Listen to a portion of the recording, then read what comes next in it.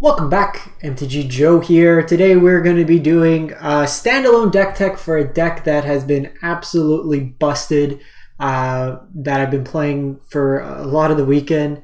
And it is a deck that gets to play the Power 9, the most iconic cards, the Reserve List, Black Lotus, Time Walk, Ancestral Recall, all the Moxes.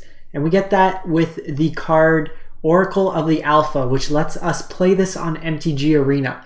I have a 100% win rate with this deck, 10-0 between High Mythic and an event. All the games have felt very one-sided. I've taken like 5-6 turns in a row, cast multiple Moxes, Time Twistered.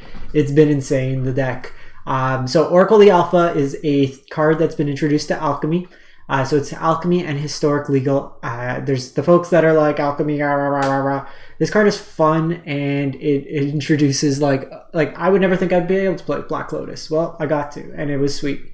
So 3 mana, 2/3. When it enters the battlefield, you get to conjure the power 9 into your library, and then shuffle. Then when it attacks, you scry 1. So the deck itself, I'm 10-0 with the deck. So just for proof, we were 7-0 in an event with version 4.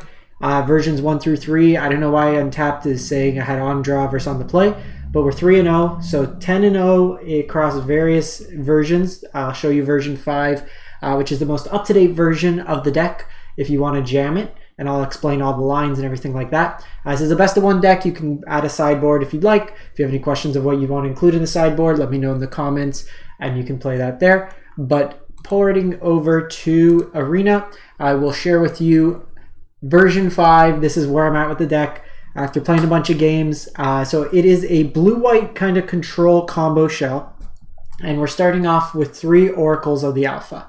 So like I said, you can do Ancestral Recall, Time Walks, 2 mana, take an extra turn, 1 mana, draw 3 cards.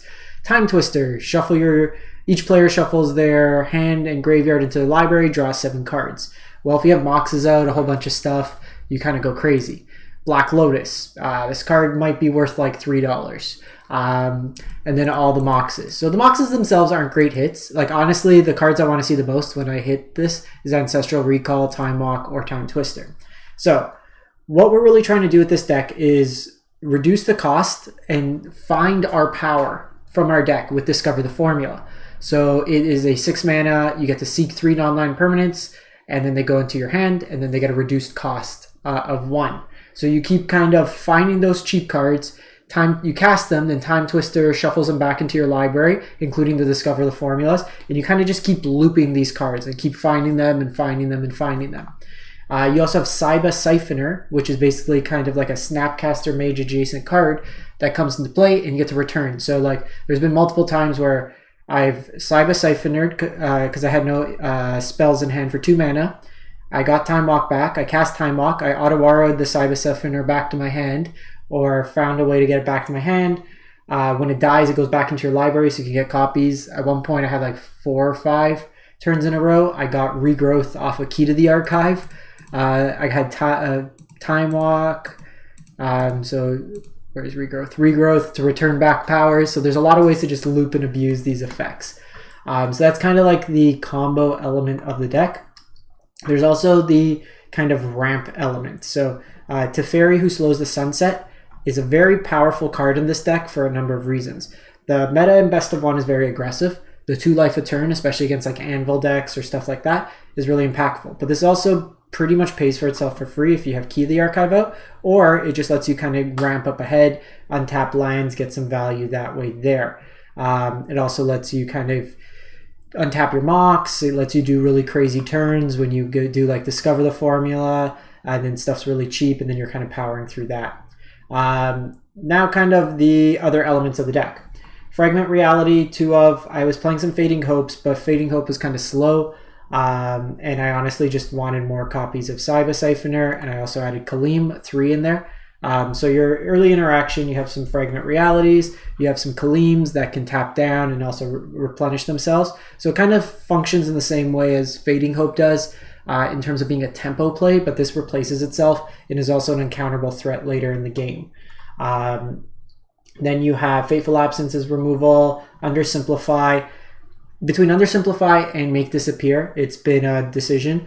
Make Disappear can scale later game. You have like things you can sack. You can sack your own Siphoner for value, stuff like that. Where this, like, I hit a Tenacious Underdog and made it a 1-2 for the rest of the game, or just kind of got them that way there. So you kind of tax them perpetually.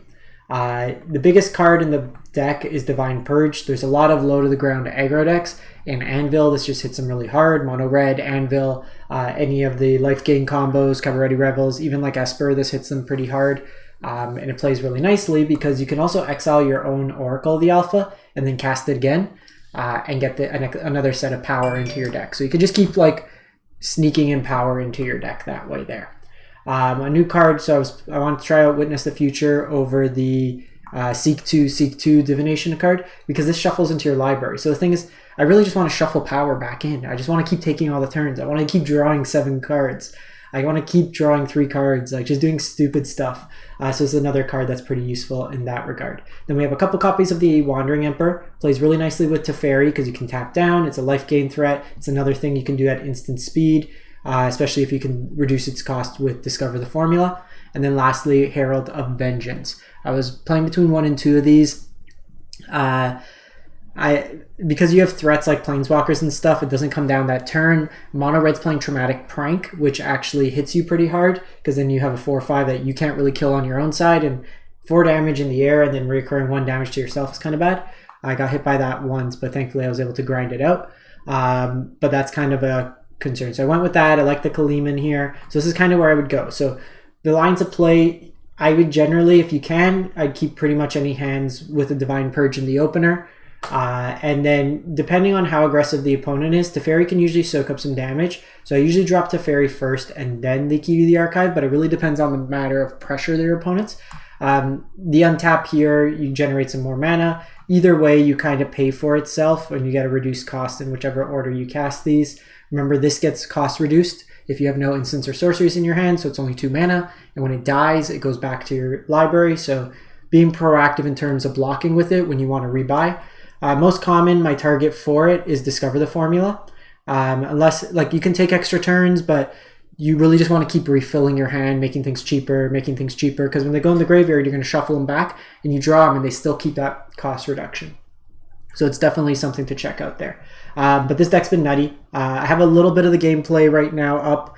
I'll link it. It was part of my live stream. We went through a couple different decks, but this being one of them. It was an earlier version, but we did kind of stupid things with it. We cast a lot of power, so you can just go to the timestamp in the video. It's all chaptered out if you want to see some of it in action. And then, yeah, if you have any questions, if you're looking for sideboard advice, anything like that, just drop it in the comments. If you have any other shells for Oracle the Alpha, let me know. But this card has been awesome, and I've had so much fun playing with it. And I wanted to share. Like I said, 10-0, I'm going to continue running it and see how far I can push this win streak and how high Mythic. I topped out at like 256, I think. What did I finish at? The highest I got with this Mythic was 263 Mythic.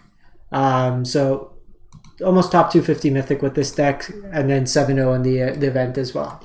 So thanks for watching. If you are interested in these kind of meta breakdowns, top decks, stuff like that, we do weekly meta breakdowns on the channel for best of 1 and best of 3 formats across all MTG Arena formats.